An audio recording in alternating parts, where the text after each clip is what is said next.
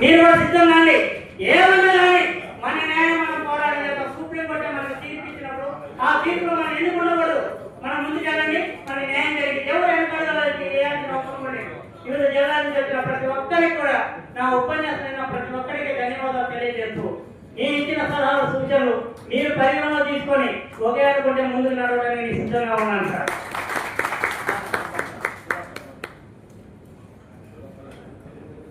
Thank you Chandrasekhar అన్న, మంచి సలహా ఇచ్చినందుకు. సుధాకర్ గారు మాట్లాడుతున్నారు.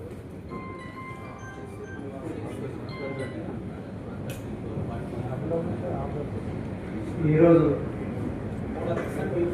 ఇక్కడికి వచ్చేసిన నా యొక్క అవుట్సోర్సింగ్ కుటుంబ సభ్యులందరికీ పేరు పేరున నమస్కారం. మరియు మా జిల్లా తరఫున మా బసవర్గ తరఫున అందరికీ పేరు పేరున కృతజ్ఞతలు తెలియజేస్తున్నాను. మిత్రులారా, నేను ఎక్కువ టైం తీసుకోను, కానీ ఈరోజు మన ఉపన్యాసాలు ఇచ్చుకోవడం కోసం చాలా మంది వచ్చాం కాబట్టి ఎక్కువ టైం తీసుకున్నా కూడా బాగోదని నేను భావిస్తున్నాను.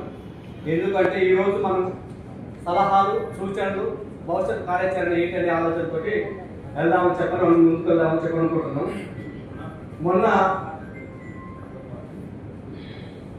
మొన్న పట్టి గారిని కలవడానికి చిన్న విషయం మీద పోయి, సార్ మా కంటిన్యూషన్ లేదు, శాలరీస్ రావటం లేదు, మా కంటిన్యూషన్ ఇప్పించండి అని చెప్పని పట్టి గారిని అడగడానికి పోతే ఆయన గారు అన్నది ఏంటంటే, అన్నగారు దిలీప్ గారు నేను కొంతమంది సభ్యులు వెళ్ళినప్పుడు ఆయన అన్నది ఏంటంటే, మీరు ఏ ఏజెన్సీ చేస్తున్నారు?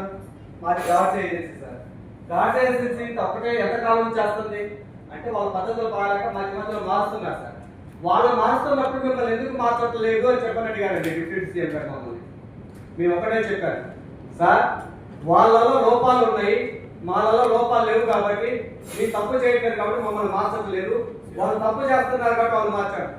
ఒక రాష్ట్రానికి చెందిన ఉప ముఖ్యమంత్రి గారు అవుట్ సోర్సింగ్ బాధలు వెదలు సాధకాలు చెప్పుకున్నామని వెళితే వాళ్ళని మారుస్తున్నారు కానీ మిమ్మల్ని ఎందుకు మార్చట్లేదు అనే పరిస్థితి మనకు వచ్చింది.